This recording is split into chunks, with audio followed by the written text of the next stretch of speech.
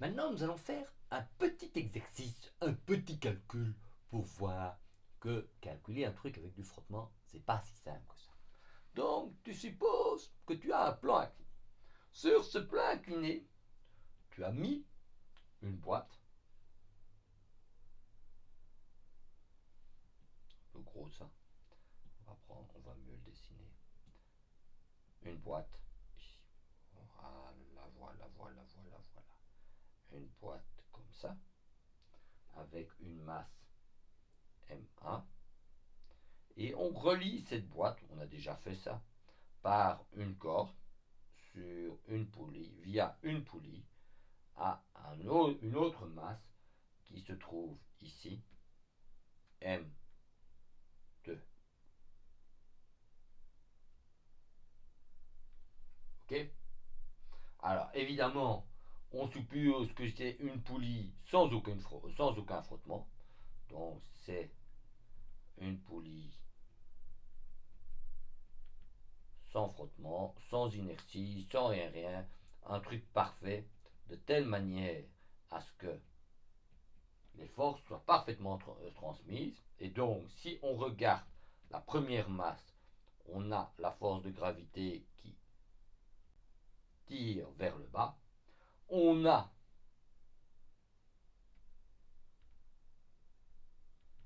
T qui est évidemment égal à M2G. T est la force qui va être transmise par la corde ici, et donc ici on a également T. Et on a ici le frottement et la gravité. Donc on a M1G. Ok. On a un certain angle alpha ici et on a le même angle ici. Ok. Et on va d'abord considérer le cas où le bloc M1 a tendance, mais tout juste, a tendance à descendre. Et qu'est-ce qu'on a? Eh bien, je vais dire que c'est le cas 1. Donc on va mettre ici K1. Voilà. On va lui faire un petit cadre tout joli comme ça. Voilà. Voilà le petit K1. Comme ça. Voilà. Donc tu as le K1. Le K1, c'est quoi? C'est j'ai le bloc ici. Et ce bloc, il a tendance à monter. Donc s'il a tendance à monter, on a une force T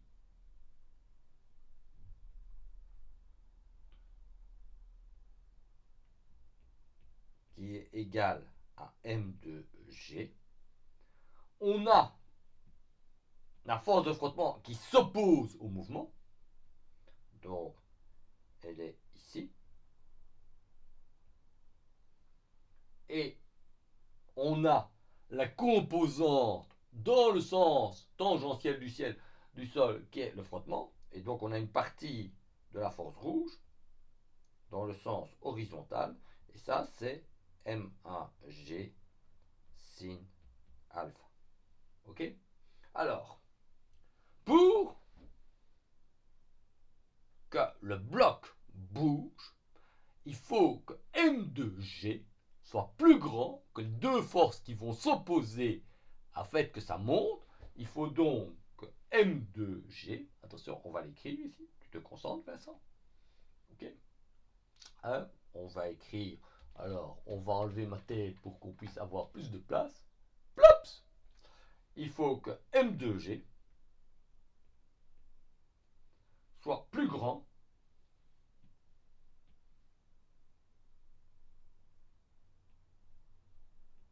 dans ce cas-là, ça va bouger,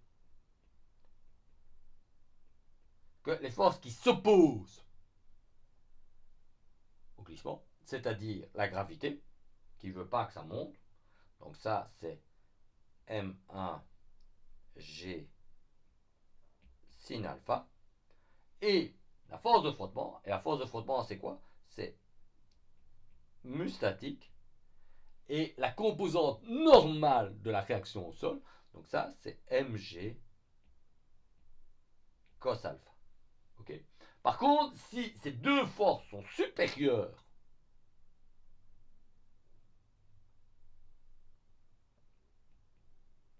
à mg, il ne va certainement pas monter. Ok. Et ça, c'est le cas numéro 1. Donc, on va lui mettre une petite boîte jolie pour encadrer ce qu'on a obtenu avec le cas numéro 1. Voilà le cas numéro 1, comme ça. Ok. Ça, c'est le cas numéro 1. Bon, évidemment, tu as le cas numéro 1, mais si la fourche rouge et la fourche verte sont vraiment très importantes, est-ce que ça pourrait pas redescendre? Mais attention, la force de frottement, elle s'oppose au mouvement. Elle va dans l'autre sens. Donc maintenant, on va se mettre dans l'autre cas. Donc on va reprendre le petit dessin, mais on va supposer que c'est un peu différent. Donc regarde, prends ce truc-ci.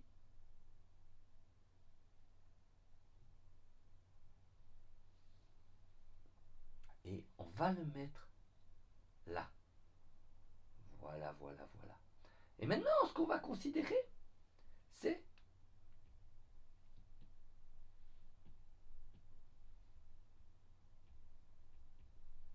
le cas différent.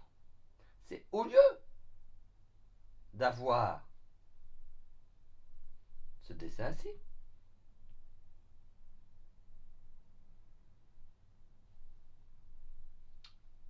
voilà, au lieu d'avoir ce cas-là, on va considérer l'autre cas. C'est-à-dire le cas où on se demande, est-ce qu'il ne va pas descendre? Et s'il ne va pas descendre, ça c'est ce que je vais appeler le cas 2. Le cas 2. Le cas 2, c'est maintenant, on va se poser la question, est-ce que le bloc ne va pas plutôt descendre? Donc on a le bloc comme ça. Et maintenant, on se demande s'il va descendre. Ok? Alors maintenant, qu'est-ce qui fait descendre le bloc? Le poids du bloc. Ou plus exactement, la composante horizontale, ça, c'est ce qui fait descendre le bloc. Qu'est-ce qui retient le bloc? La force T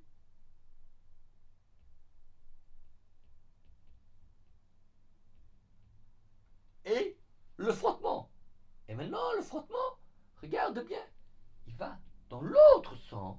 Le frottement, ici, on va le mettre en vert, pilou, pilou, pilou. Le frottement, il est là, et on va écrire que F est égal à mu statique M1G cos alpha. Et maintenant, ce qui fait tomber le bloc, hein, on est d'accord, c'est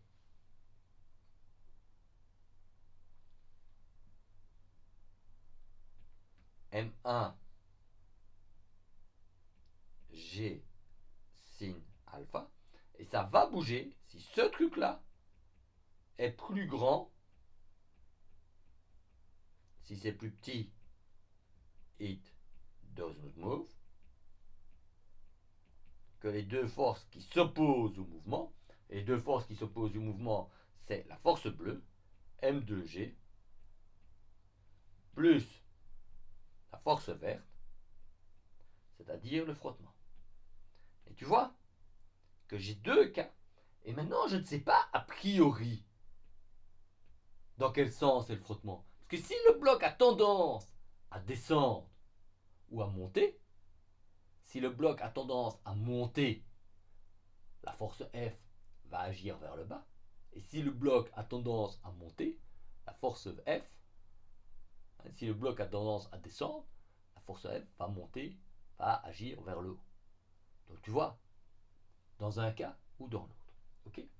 Et maintenant, ça, c'est le deuxième cas que je vais entourer d'un petit carré pour le décrire ici. Donc ça, c'est... Oh, c'est pas joli ça. On va faire là, bien. Voilà. Voilà.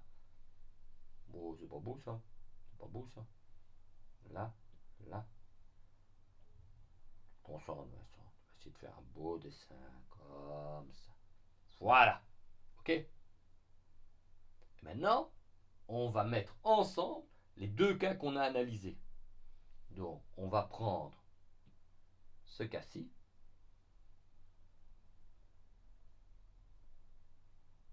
Copier. Qu'on va mettre ici. Voilà, voilà. Et on va prendre le premier cas qu'on avait fait ici. Donc, on prend le premier cas qu'on avait fait ici. Là. Voilà. Premier cas qu'on avait fait ici. Copier. Et on va mettre les deux cas ensemble. Et on va comparer les deux cas. Ok? Et qu'est-ce qu'on fait? On va comparer les deux inégalités. Eh bien, on va regarder que M2G, on peut le faire écrit de deux trucs. Regarde bien. Tu prends, si M2G est supérieur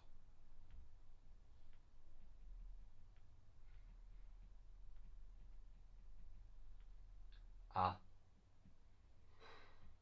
M1G, oh, j'ai pas assez de place là. À pilou, tu te concentres, Vincent. À M1G sin alpha plus le frottement. On a quoi? On a le bloc, c'est le cas 1. On a le bloc qui monte. Donc, it move vers le haut. Mais, pour qu'il descende, il faut que M de G soit inférieur à quoi? Donc, pour qu'il descende, c'est la deuxième relation, c'est que M de G doit être inférieur à M1G sin alpha moins le frottement. Et donc, ce qu'on doit faire, c'est on doit calculer la force F, la force rouge, la force bleue, et voir si ça bouge. Et en fonction de ça, on va pouvoir le déterminer. Donc, on va prendre cette dernière relation et on va maintenant faire un calcul dans un cas précis. Donc, on va prendre ceci, voilà, et on va faire un petit calcul précis. On le met ici. Ok? Bon, on n'a pas envie de ce grand cadre jaune, donc on va l'effacer comme ça. Voilà, voilà, voilà. On va l'effacer ici, comme ça.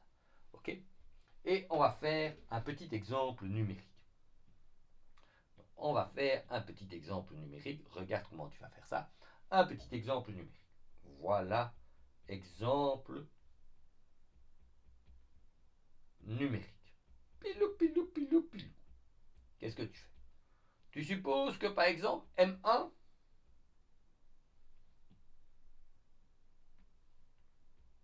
est égal à 1 kg. Tu supposes que M2 égale 2 kg. Ok? Tu supposes que alpha égale 30 degrés. Tu supposes que mu statique est égal à 0,5 et mu cinétique est égal à 0,4. Donc on a le problème suivant, un petit bloc d'1 kg, une grosse masse de 2 kg,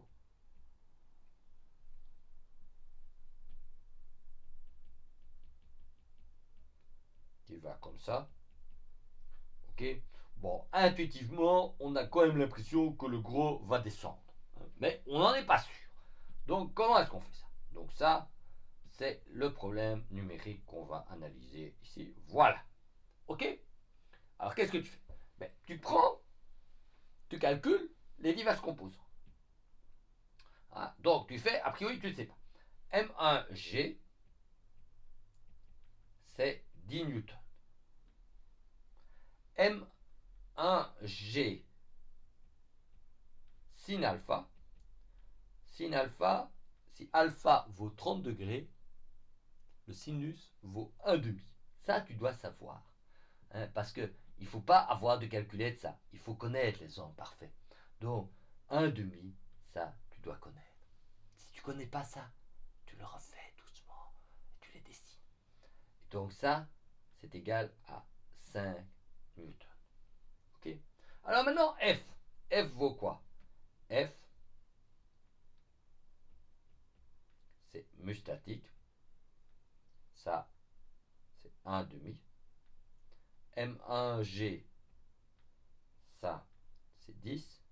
Et cosinus alpha, ça, c'est radical de 3 sur 2. Okay. Ça fait approximativement 4,3. M2G, ça c'est facile. M2G, c'est 20. Et maintenant, on va regarder tous les termes là. Donc on a ici, alors on va effacer ça.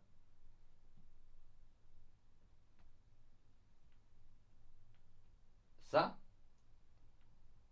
c'est 20. 5 moins 4,3,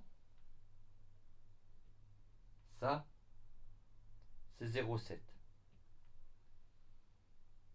M1G1 fait 5 plus 4,3, c'est 9,3.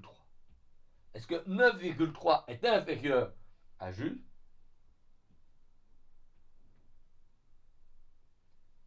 Ça, c'est OK. It move. Ça, c'est KO. On voit bien que il va, la condition, c'est qu'il va monter vers le haut.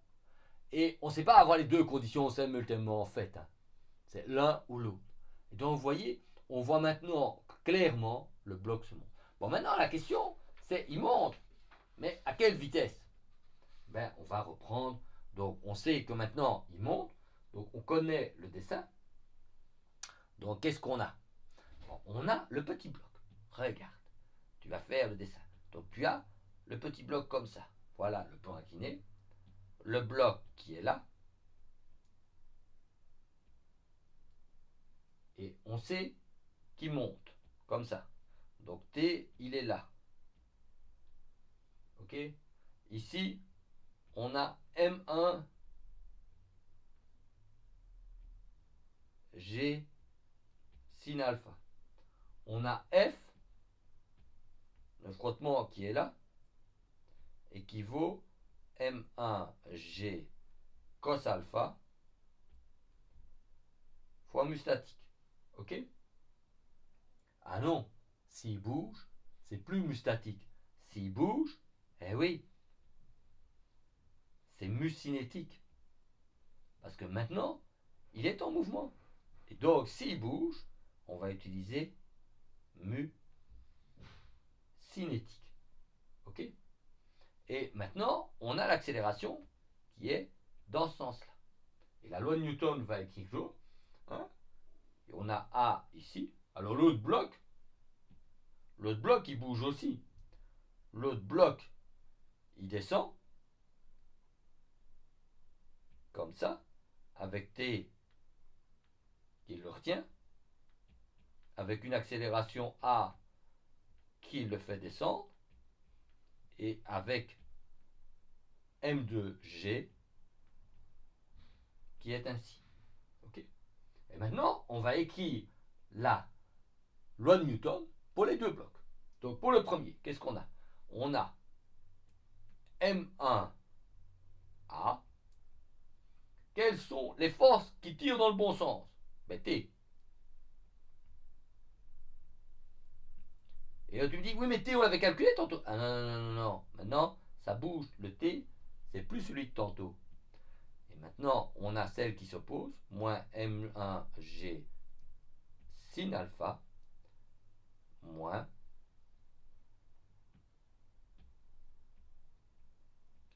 mu c M1G cos alpha. Et puis maintenant, on va écrire l'équation pour l'autre bloc. Et qu'est-ce qu'on a pour l'autre bloc? On a M2A. Qu'est-ce qui fait tomber l'autre bloc? On va le mettre ici pour l'autre bloc. M2A. Là, on va faire comme ça. On va écrire pour l'autre bloc. C'est qu'est-ce qui fait tomber M2G. Et qu'est-ce qui retient? Moins T.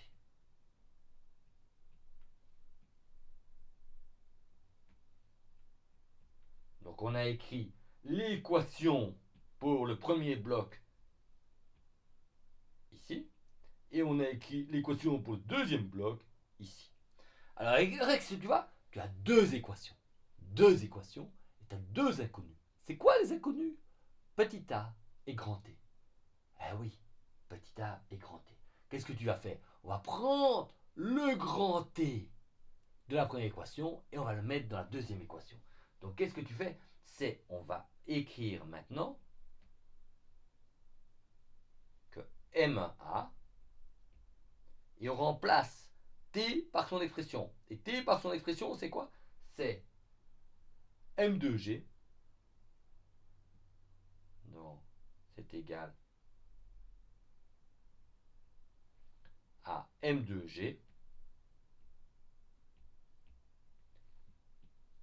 moins M2A. Donc tout ceci, c'est la valeur de T. Ok, moins M1G sin alpha moins mu C M1G cos alpha. Et maintenant, on peut avoir l'expression de l'accélération, c'est M1 plus M2A est égal à M2G moins M1, bien écrit ça, moins M1G sin alpha moins mu C M1G cos alpha. Et on va encadrer cette relation finale. Voilà, on va encadrer ça. Oh, c'est pas joli, on va faire un beau cadre. Regarde, un beau cadre de ma relation finale. Et regarde bien cette relation finale. Il faut faire bouger deux blocs, le M1 et le M2, qui ont la même accélération. Qu'est-ce qui fait bouger les deux blocs? Le poids M2G. Qu'est-ce qui s'oppose au mouvement des deux blocs? La composante horizontale du bloc 1 et le frottement. Et tu vois, je pourrais faire appliquer la loi de Newton sur l'ensemble des deux forces, l'ensemble des deux corps, en appliquant les forces qui ont tendance à les faire bouger et les forces qui ont tendance à ne pas les bouger. Alors après, je peux calculer l'accélération ici, et si j'obtiens l'accélération,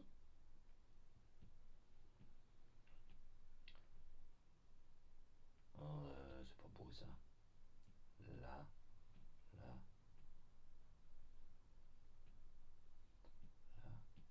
là, voilà.